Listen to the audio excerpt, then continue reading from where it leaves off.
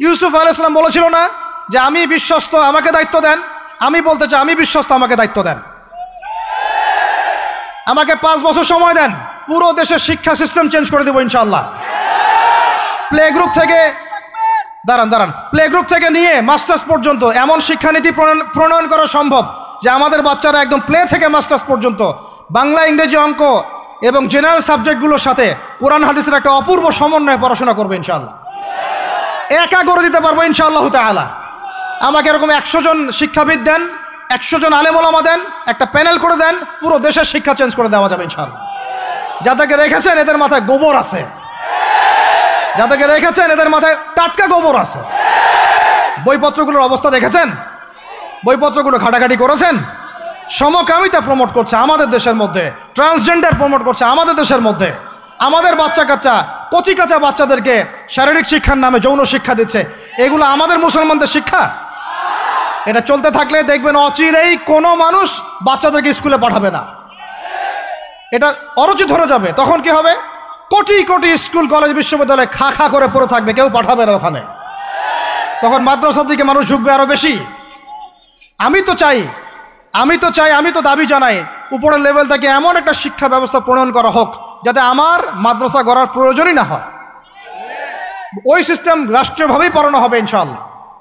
আপনি মালয়েশিয়ার দিকে তাকিয়ে দেখেন, আপনি এই যে ওয়েস্টার্ন কান্ট্রির মধ্যে অনেক কান্ট্রি আছে, অস্ট্রেলিয়ার মতো জায়গাতে আছে, ব্রিটেনের মতো জায়গাতে আছে, কোনো কোনো ক্ষেত্রে আপনি লেবাননকে দেখেন, ইয়েমেনকে দেখেন, জর্ডানকে দেখেন, কাতারকে দেখেন, সৌদি আরবিয়াকে দেখেন, অনেক কান্ট্রি আছে।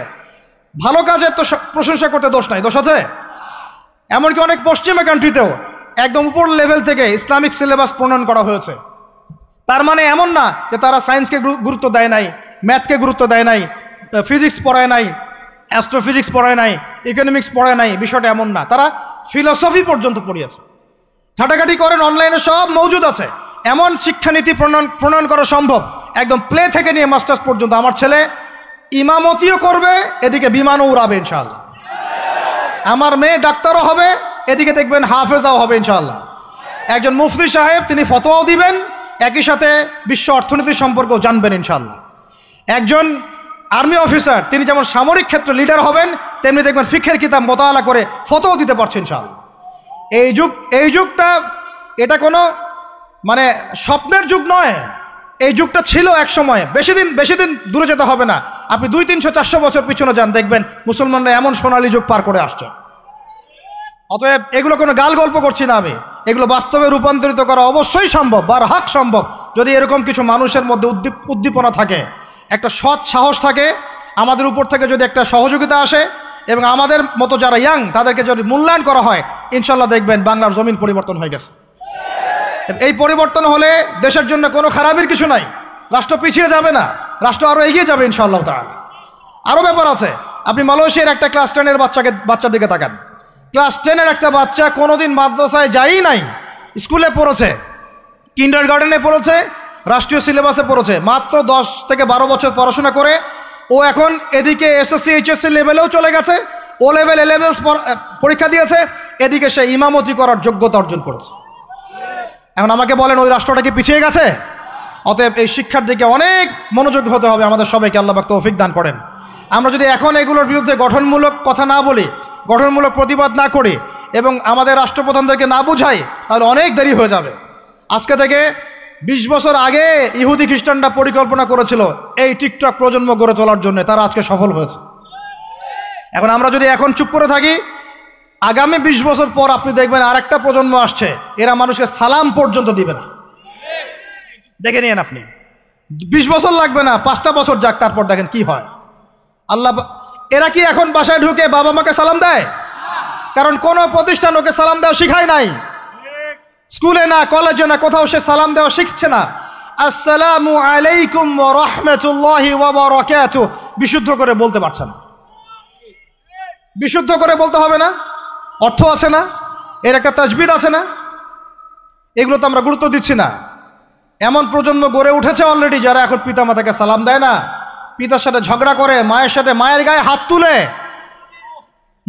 হাত তুলে, সম্পত্তির জন্য মাকে হত্যা করে, সম্পত্তির জন্য বাবার গায়ে হাত তোলে। ওদিক থেকে মাস্টার ডিগ্রি পাশ করে আসে ব্রিটেন থেকে, অক্সফোর্ড থেকে, কেমব্রিজ থেকে। আয়শা এদিকে প্রফেসর হয়েছে বিভিন্ন বিশ্ববিদ্যালয়ের, বাবা পড়ে আছে বৃদ্ধাশ্রমে। কতগুলো এক্সাম্পল নেবেন? আপনার কাছে মনে হচ্ছে পুরো বিশ্বের শিক্ষা খুব উন্নত? বাহ্যিকভাবে বস্তুবাদী ক্ষেত্রে উন্নত, মঙ্গলে যাচ্ছি, চাঁদে যাচ্ছি, স্যাটেলাইট পাঠাচ্ছি ইত্যাদি, তো এগুলো বস্তুবাদী উন্নতি। আদতে কি হচ্ছে দেখেন, নীতি নাই, শিক্ষা অর্জন করার পর নৈতিকতা নাই, চরিত্র নাই, সালাম কালাম নাই, ধর্মভীরুতা নাই, আমানতদারিতা নাই। একজন ডক্টর, সে মাশাআল্লাহ ডক্টর হয়েছে, হওয়ার পরে এখন সে দেখছি কসাই হয়ে গেল। তাহলে কোন শিক্ষাটার ঘাটতি হলো? নীতির, নৈতিকতার, ইসলামের ওই বুঝটা নাই, পরকালীন কনসেপ্ট নাই।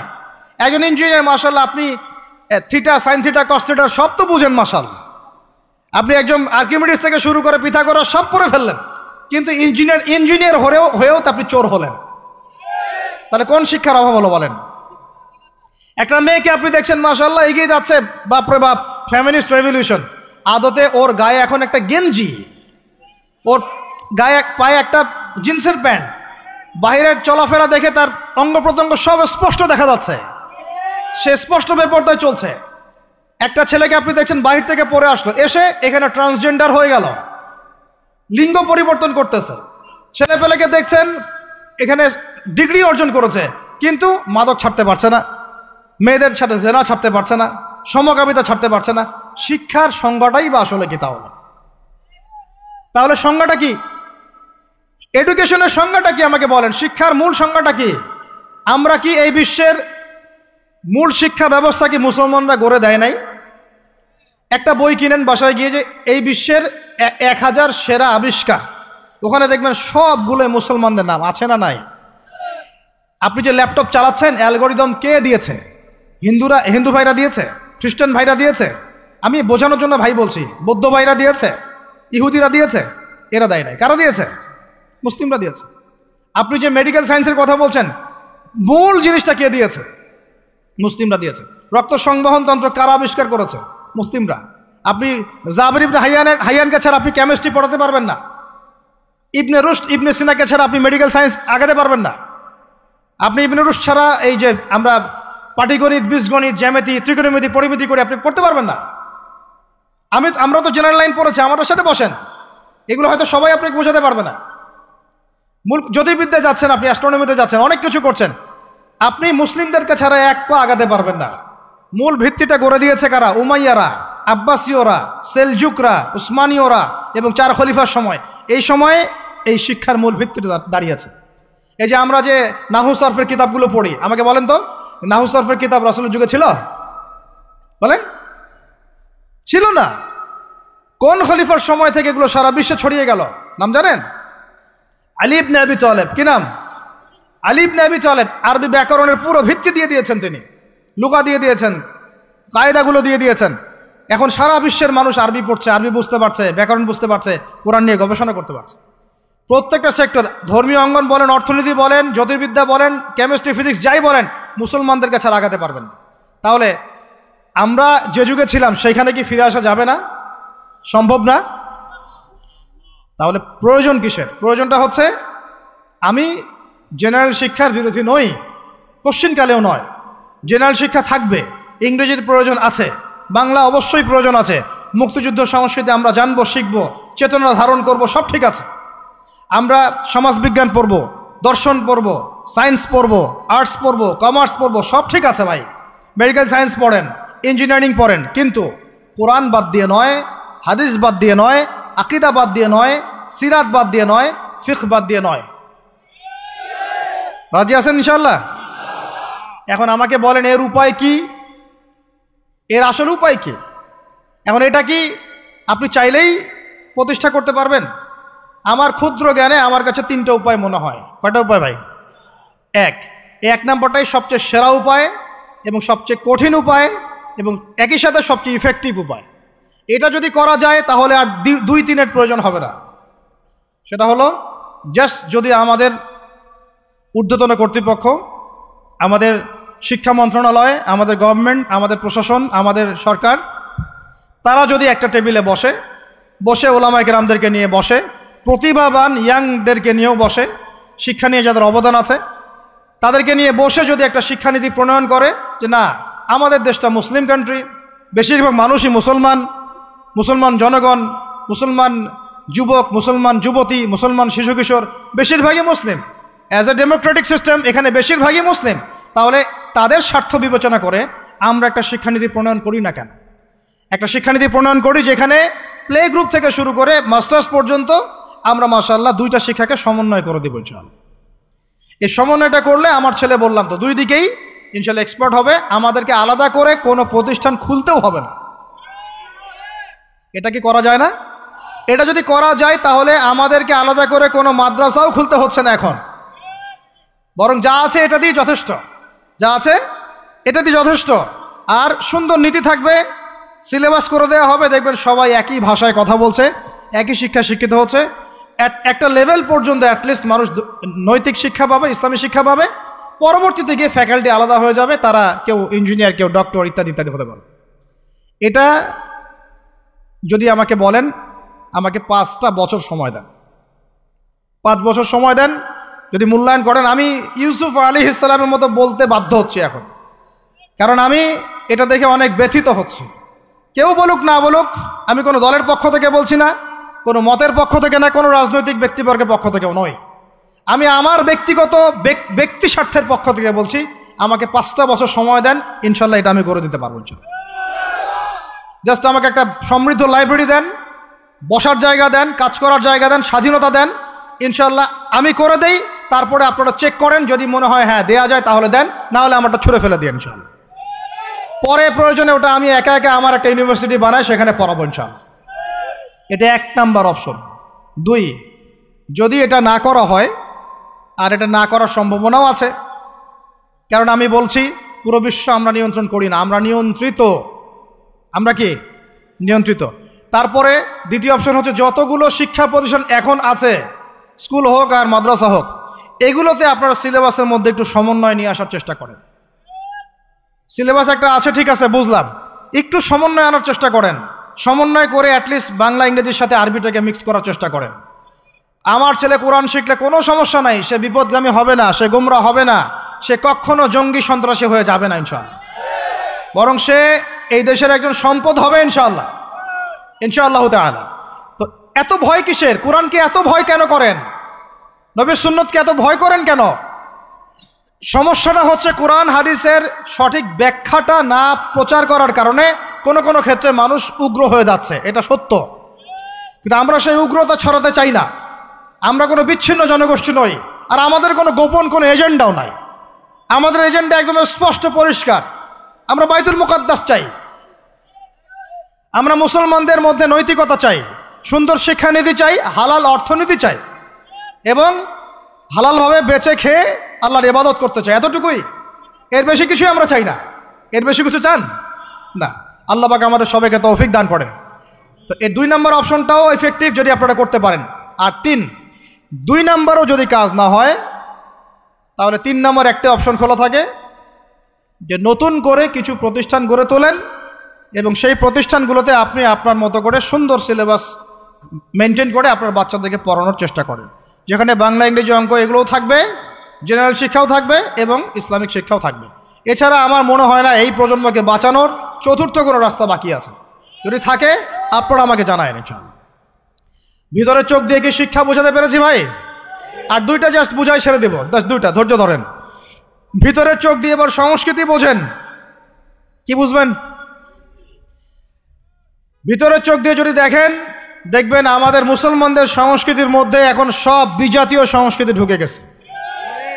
একটা বাড়িতে, একটা বিয়ে বাড়িতে যদি গানও বাজে, সেটাও বাজবে হিন্দি গান, সেটাও বাজবে ইংলিশ গান। মানে আপনি গানটাও যদি শুনেনও একটা বাংলা গান শুনতে পারেন না, কারণ যে বাংলা ভাষার জন্য আপনি জীবন দিয়েছেন বলে দাবি করছেন, ওই চেতনাও আপনার মধ্যে আর বাকি নাই। ভাষার দিবস যখন আসে, আমরা তখন একটা শোডাউন করার চেষ্টা করি, শহীদ মিনারে ফুল দেওয়ার চেষ্টা করি, আর সারা বছর আমার বাসায় চলে হিন্দি গান, ইংরেজি গান ইত্যাদি ইত্যাদি, হিন্দি সিনেমা, ইংরেজি সিনেমা। তো সংস্কৃতির কোন জায়গায় বাঙালিত্ব ধরে রাখতে পারলাম? পোশাক আশাক পরছি, কোন পোশাকটা বাঙালির সাথে মেলে? জুব্বা, দাড়ি টুপি, নাকি জিন্সের প্যান্ট আর গেঞ্জি? বলেন। শেরে বাংলা একে ফজলুল হকের দিকে তাকান, মৌলানা ভাসানের দিকে তাকান। সংস্কৃতি কি ছিল আমাদের? আমাদের বাপদাদাদের যুগটা চলে যান, ওই ফজরের আগে তারা ঘুম থেকে উঠতেন। আসসালাতু খায়রুম মিনান নাওম, কানে গেলে ঘুম থেকে উঠে যাইতেন, নামাজ পড়তেন। বাংলার ঘরে ঘরে কোরআন তেলাওয়াত শোনা যাইতো। এখন কি শোনা যায়? ফজরে পুরা ঘুম। প্রথম কাতারে আপনি যে কয়টা মানুষকে পাবেন তার মধ্যে 90% দাড়ি পাকা। যুবকদেরকে আপনি পাবেন না। এরা ঘুমাচ্ছে রাত 3টায় 4টায়, 3-4টা পর্যন্ত এরা ফেসবুক, ইউটিউব, টিকটক এবং মেয়েদের সাথে হারাম অ্যাফেয়ার্স। এই ছেলেরা কি আদতে বাঙালি? এরা কি বাঙালি? না আমরা মুসলমান হতে পেরেছি ঠিক মতো, না বাঙালি হতে পেরেছি ঠিক মতো। যখন ইংরেজ বিরোধী বিদ্রোহ চলছিল না, তখন বাঙালিরাও কবিতা লিখেছিল হিন্দিতে। আপনারা তো এগুলো হিস্ট্রি পড়েনও না। তখন তারা বলতেন, একটা স্লোগান দিতেন, सरफरोशी की तमन्ना अब हमारे दिल में है, देखना है जोर कितना बाजुए कातिल में है। বুঝেন না এই কথা? আমাদের মনের মধ্যে এখন সরফরোশি কি তামান্না, স্বাধীনতার চেতনা আমাদের মনের মধ্যে এসেছে। দেখার বাকি আছে জালেমের বাহুতে কত শক্তি আছে। আপনারা এখন কাজী নজরুল ইসলামের কবিতা পড়েন না। এক ভাই কবিতা আবৃত্তি করেছিলেন এখানে, খুব সুন্দর হয়েছে, মাশাআল্লাহ মাশাআল্লাহ। এগুলোর চর্চা কোথায়? সংস্কৃতি নিয়ে যে আমরা এত বড়াই করি, বলেন বাঙালির সংস্কৃতির চর্চা কোথায়? কাজী নজরুল ইসলামের কবিতা আমরা আমাদের পাঠ্যপুস্তকে পড়েছি। ওমর রাদিয়াল্লাহু আনহুকে নিয়ে কবিতা ছিল, মনে আছে? মনে নেই, ভুলে গেছেন? আমরা পড়েছি, মনে নেই আপনাদের? আস্তাগফিরুল্লাহ। উমর ইবনুল খাত্তাব, আমিরুল মুমিনিন, তোমার কি জানি, তোমার স্মৃতি আজানের ধ্বনি না, জানে না মুয়াজ্জিন। আমি ভুলে গেছি, অনেকদিন আগে পড়াগুলো, আমি চর্চা এখন করি না।